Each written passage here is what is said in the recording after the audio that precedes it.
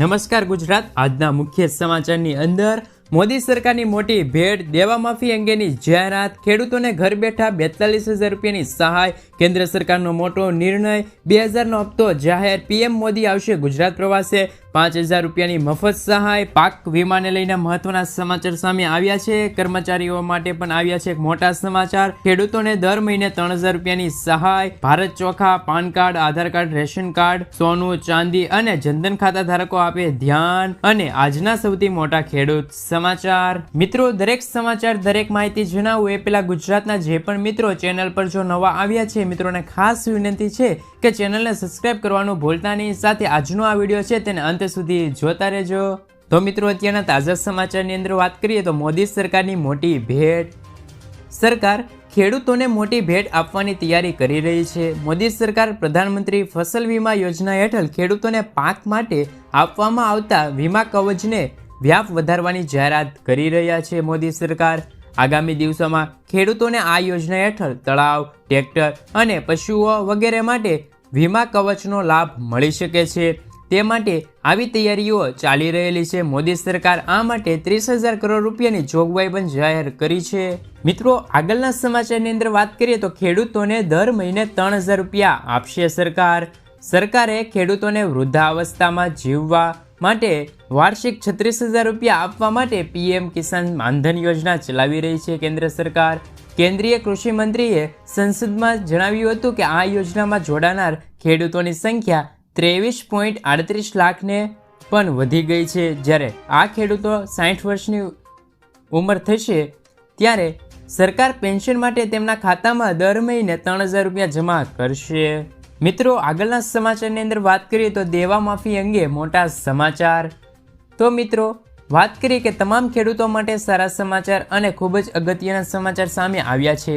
દેવા માફીને લઈને મોટા સમાચાર સામે આવ્યા છે। મોદી સરકાર 2004ના વર્ષમાં જ્યારે સત્તા ઉપર આવી હતી ત્યારે તેમણે કહી દીધું હતું કે 2022 સુધીમાં ખેડૂતોની આવક બમણી કરી દેવામાં આવશે। મોદી સરકારે આ વચન આપ્યું હતું અને કહ્યું હતું કે મોદી સરકારનું વચન તો ખૂબ જ અનહેરું છે। મોદી સરકાર વચન આપે એ વચન ક્યારે પણ ખોટું જતું નથી, પરંતુ આ વચનનું લક્ષ્ય હજુ સુધી પૂરું નથી થયું। ખેડૂતોને જે વચન આપવામાં આવ્યું હતું એ વચન પણ પૂરું નથી થયું। ખેડૂતોને 2022માં ખેડૂતોની આવક બમણી કરી દેવાનું વચન આપ્યું હતું અને મિત્રો અત્યારે 2024 ચાલી રહ્યું છે, એ પણ વચન હાલમાં પૂર્ણ નથી થયું। મિત્રો, ત્યારબાદના સમાચાર, પીએમ મોદી આવશે ગુજરાત પ્રવાસે। પીએમ મોદી ફરી 2 દિવસ ગુજરાત પ્રવાસે આવશે તેવું મીડિયા અહેવાલ અનુસાર માહિતી મળી રહેલી છે। 24 તારીખે બપોર બાદ પીએમ મોદી દ્વારકા આવી પહોંચશે અને રાત્રિએ પણ ત્યાં જ રોકાશે। 25મીએ સવારે ઓખાથી બેટ દ્વારકા વચ્ચે સિગ્નેચર બ્રિજનું લોકાર્પણ કરશે। બપોર બાદ રાજકોટમાં ખંડેરી ખાતે આકાર પામી રહેલી AIMSની 250 બેડવાળી હોસ્પિટલ તેમજ અન્ય હોસ્પિટલનું લોકાર્પણ પણ પીએમ મોદી કરશે। જોકે તેમના પ્રવાસની સત્તાવાર જાહેરાત નથી કરવામાં આવેલી। મિત્રો, આગળના સમાચારની અંદર વાત અને ખેડૂતો માટે ખૂબ જ ઉપયોગી એવા સમાચાર, પાક વીમા માટે ખુશખબર આવી છે। 2018માં શરૂ થયેલી લડત 2024માં રંગ લાવી અને ન્યાય મળ્યો। 2018માં જ્યારે બનાસકાંઠા જિલ્લામાં લગભગ દુષ્કાળની સ્થિતિ હતી એવા સમયે વીમા કંપનીઓએ સાબિત કરી દીધું હતું કે અહીં નુકસાન છે જ નહીં।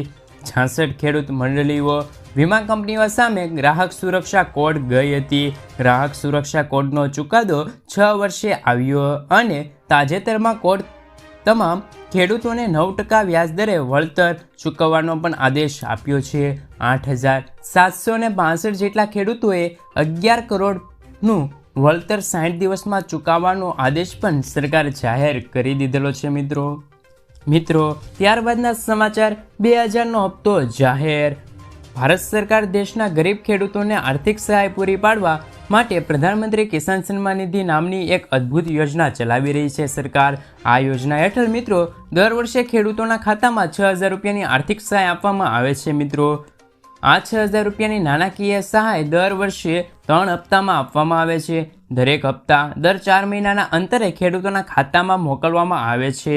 15 નવેમ્બર 2023ના રોજ ખેડૂતોના ખાતામાં વડાપ્રધાન નરેન્દ્રભાઈ મોદીએ 15મો હપ્તો છે તે ટ્રાન્સફર કરાવ્યો હતો. તો હવે કેટલાક ખેડૂતો એવા છે કે તેમના મનમાં એક વિચાર થતો જ હશે કે શું ચૂંટણી પહેલાં ખેડૂતોના ખાતામાં 16મો હપ્તો જમા થશે કે નહીં. તો માહિતી મળી રહેલ છે કે મીડિયા અનુસાર 16મો હપ્તો છે તે ફેબ્રુઆરીના અંત અને માર્ચની શરૂઆત અથવા તો એપ્રિલ મહિનો આવે તેની વચ્ચે ખેડૂતોના ખાતામાં 16મો હપ્તો જમા કરી દેવામાં આવશે. મિત્રો, ત્યારબાદના સમાચાર. ખેડૂતોને ઘર બેઠા 42,000 રૂપિયાની સહાય. જે ખેડૂત મિત્રોએ આ બે યોજના જેમ કે PM કિસાન યોજના અને PM માનધન યોજનામાં રજીસ્ટર કરાવેલું હશે તો તેવા ખેડૂતોના ખાતામાં વર્ષે 42,000 રૂપિયા ઘર બેઠા બેઠા આવશે. સરકાર PM કિસાન યોજના અંતર્ગત દર મહિને એટલે કે દર વર્ષે 6,000 રૂપિયા ખેડૂતોના ખાતામાં નાખે છે. ત્યારે કિસાન યોજનાના લાભાર્થી જો PM માનધન યોજનામાં પણ ફોર્મ ભરેલું છે તો તેમને 60 વર્ષની ઉંમર પછી 36,000 રૂપિયા મળશે. આમ બંને યોજનાને થઈને 42,000 રૂપિયાની સહાય ખેડૂતોને મળવાપાત્ર રહેશે.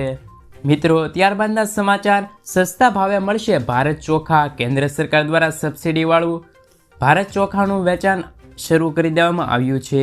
આ ચોખાની કિંમત પ્રતિ કિલો 29 રૂપિયાના ભાવે વેચવામાં આવે છે અને આ ચોખા 5 અને 10 કિલોના પેકિંગમાં ઉપલબ્ધ છે. પ્રથમ તબક્કામાં ચોખા national agriculture cooperative marketing federation of India સહકારી મંડળીઓ અને કેન્દ્રીય સ્ટોકના વેચાણ કેન્દ્રો ઉપર ઉપલબ્ધ છે. તેમજ ભારત ચોખા ઈ-કોમર્સ વેબસાઇટ પરથી પણ તમે ખરીદી કરી શકો છો. મિત્રો, ત્યારબાદના સમાચાર. રેશન કાર્ડમાં નવી સુવિધા. રેશન કાર્ડને લગતી સેવા વધુ સરળ ડિજિટલ ઇન્ડિયાને પ્રોત્સાહન આપવા કેન્દ્ર સરકારે નવો નિર્ણય જાહેર કર્યો છે. જે મુજબ નવું રેશન કાર્ડ કાઢવું, નામ ચડાવવું, નામ કમી કરવું, ડુપ્લિકેટ રેશન કાર્ડ કાઢવું વગેરે સેવા હવે દેશભરમાં 3.7 લાખથી પણ વધુ કોમન સર્વિસ સેન્ટર CSCમાં પણ ઉપલબ્ધ છે. આ સેવા માટે તમારે હવે રેશનની દુકાનમાં ઊભા રહેવું કે મામલતદારની કચેરીમાં ધક્કા નહીં ખાવા પડે. મિત્રો, ત્યારબાદના સમાચાર. પાન કાર્ડ અને આધાર કાર્ડને લઈને મહત્વની માહિતી. કેન્દ્ર સરકાર તમામ પ્રયાસો છતાં હજુ પણ કરોડોથી વધુ લોકોને પાન અને આધાર કાર્ડને લિંક કર્યા નથી. આ માહિતી નાણાં મંત્રી પંકજ ચૌધરીએ લોકસભામાં આપી હતી. આ સાથે તેમણે કહ્યું હતું કે સરકારે પાનને આધાર સાથે લિંક કરવાની વિલંબ માટે દંડ તરીકે 600 કરોડ રૂપિયાથી વધુ એકત્રિત કર્યા છે. પાન અને આધારને લિંક કરવાની અંતિમ તારીખ 30 જૂન 2023 હતી. આ સમય મર્યાદા પછી પાન અને આધારને લિંક કરનારા પાસેથી 1,000 રૂપિયા દંડ વસૂલવામાં આવી રહ્યો હતો. મિત્રો, ત્યારબાદના સમાચાર. 50,000ની મફત સહાય. રાજ્યમાં માર્ગ અકસ્માત બનાવો વધી રહ્યા છે ત્યારે ગુજરાત સરકારે એક મહત્વની જાહેરાત કરી છે. જે મુજબ રાજ્યમાં કોઈપણ સ્થળે કોઈપણ વ્યક્તિ માર્ગ અકસ્માતમાં ઈજાગ્રસ્ત થાય તો તેમને નજીકની સરકારી કે ખાનગી હોસ્પિટલમાં તાત્કાલિક સારવાર આપવામાં રાજ્ય સરકાર તરફથી 50,000 રૂપિયાની સહાય આપવામાં આવે છે. ઈજાગ્રસ્ત વ્યક્તિને 48 કલાકમાં જ વિવિધ જાતની તમામ પ્રકારની સારવાર મળી રહે અને તેમનો જીવ બચી રહે તે માટે હેતુથી સરકારે આ રકમ સીધી હોસ્પિટલને આપી છે. મિત્રો, ત્યારબાદના સમાચાર. કર્મચારીઓ માટે મોટા સમાચાર સામે આવ્યા છે. EPFO કર્મચારીઓ માટે મહત્વના સમાચાર સામે આવી રહ્યા છે. જેમાં વ્યાજદર વધારીને 8.25% વધારો કરવામાં આવ્યો છે. નાણાકીય વર્ષ 2023-24 માટે 8.25% વ્યાજદર વધારવાનો સરકારે નિર્ણય લીધો છે. તમને જણાવી દઈએ કે આ વ્યાજદર 2022-23માં 8.15 હતો, જ્યારે 2021-22માં 8.10% આપવામાં આવ્યો હતો, જેની સામે સરકારે ગત વર્ષમાં 0.10% વધારો પણ કર્યો રહ્યો છે. મિત્રો, ત્યારબાદના સમાચાર. કેન્દ્ર સરકારનો મોટો નિર્ણય. પ્રધાનમંત્રી સૂર્યોદય યોજના હેઠળ હવે લોકોને તેમના ઘરની છત ઉપર સોલાર પેનલ લગાવવા માટે સરકાર તરફથી વધુ સબસિડી મળશે. લોકો હવે એક પણ રૂપિયાના ખર્ચ કર્યા વિના જ ધાબા ઉપર વીજળી ઉત્પન્ન કરી શકશે. કેન્દ્રીય રાજ્ય ઉર્જા મંત્રી RK સિંહે આ માહિતી આપી છે અને અગાઉ 40% સબસિડી મળતી હતી, હવે તે 60% મળશે અને બાકીની 40% રકમ છે તે લોકોના લોન તરીકે મળી જશે. મિત્રો, ત્યારબાદના સમાચાર. સોનું અને ચાંદી થયું છે સસ્તું. 22 કેરેટ 10 ગ્રામ સોનાના ભાવ 200 રૂપિયાનો ઘટાડો થયો છે. તે સાથે નવો ભાવ 57,700 રૂપિયા થઈ ગયો છે, જ્યારે તેમનો ગઈકાલે ભાવ 57,900 રૂપિયા બોલાયો હતો. જ્યારે 24 કેરેટ 10 ગ્રામ સોના 210 રૂપિયા ઘટ્યો છે. તેનો નવો ભાવ 63,350 અને ગઈકાલે તેમનો ભાવ 63,210 રૂપિયા. તેમજ આજે ચાંદીના ભાવ 1,000 રૂપિયાનો ઘટાડો થયો છે. તે સાથે તેમનો ભાવ 75,000 રૂપિયાને પાર પહોંચી રહ્યો છે. મિત્રો, ત્યારબાદના સમાચાર. વગર વ્યાજે 50,000 રૂપિયાની સહાય. બનાસકાંઠાની બનાસ ડેરીએ પશુપાલક માટે ખાસ ક્રેડિટ કાર્ડ આપવામાં આવ્યું છે. જો પશુપાલકોને રૂપિયાની જરૂર પડે તો તેઓ આ કાર્ડમાંથી 50,000 રૂપિયા વાપરી શકે છે. આ કાર્ડની લિમિટ 50,000 રૂપિયા છે. કાર્ડના બિલ પર વ્યાજ નહીં લેવાય. 1 વર્ષ માટે વગર વ્યાજે 50,000 રૂપિયા પશુપાલકોને મળશે. સીએમ ભૂપેન્દ્રભાઈ પટેલના હસ્તકે આ કાર્ડની ભેટ પશુપાલકોને મળી રહેલી છે. સરકારે આવા કાર્ડ આખા ગુજરાતમાં આપવાનું જોઈએ કે નહીં, કોમેન્ટ બોક્સમાં જરૂરથી જણાવી દેજો મિત્રો, ત્યારબાદના સમાચાર. પેટ્રોલ અને ડીઝલ થયું છે સસ્તું. દેશની 3 ઓઇલ માર્કેટિંગ કંપનીઓએ ચાલુ નાણાકીય વર્ષ 9 મહિના માટે 69,000 કરોડ રૂપિયા ફાળવ્યા છે. તેમ છતાં તેમને નફો પણ થયો છે અને આગામી દિવસોમાં પેટ્રોલ અને ડીઝલ સસ્તું થાય તેવો કોઈ સંકેત નથી. આ રેકોર્ડ પ્રોફિટ બાદ જે આંકડા સામે આવ્યા છે તે ખૂબ જ ચોંકાવનારા છે. ગયા વર્ષના અંતમાં ક્રૂડ ઓઇલ સસ્તું થયું હતું, પરંતુ જાન્યુઆરીના બીજા ભાગમાં તે ફરીથી મોંઘું થયું છે. મિત્રો, ત્યારબાદના સમાચાર. જનધન ખાતા ધારકો આપે ધ્યાન. જનધન ખાતામાં ઘણા ફાયદા છે. જો તમારી પાસે જનધન ખાતું છે તો આ ઓવરડ્રાફ્ટ દ્વારા તમારા ખાતામાંથી 10,000 રૂપિયા વધારવાના પૈસા ઉપાડી શકો છો. તમને 2 લાખ રૂપિયા સુધીનો અકસ્માત વીમો મળશે. 30,000 રૂપિયા સુધીનું જીવન કવચ મળશે. જે એકાઉન્ટ ધારકનું મૃત્યુ પછી કેટલીક શરતો પૂર્ણ થાય તે પછી તે ઉપલબ્ધ રહેશે. રૂપિયા ડેબિટ કાર્ડની સુવિધા આપવામાં આવશે, જેના દ્વારા તમે ખાતામાંથી પૈસા ઉપાડી શકો છો અને ખરીદી પણ કરી શકો છો. મિત્રો, ત્યારબાદના સમાચારની અંદર વાત કરીએ તો મિત્રો, દેવા માફી અંગેની જાહેરાત. જે પ્રમાણે આગળ માહિતી આપી તે જ રીતે એક મહત્વની બીજી વાત તો સામે આવી છે. ગુજરાતના ખેડૂતોને દેવામાં ડૂબેલા છે. ખેડૂતોને 1 લાખ કરોડથી પણ વધારે રૂપિયાની લોન લીધેલી છે. ગુજરાતમાં 47.51 લાખ ખેડૂતોએ લોન લીધેલી છે. દેશના ખેડૂતોની વાત કરીએ તો દેશમાં 16 કરોડ ખેડૂતો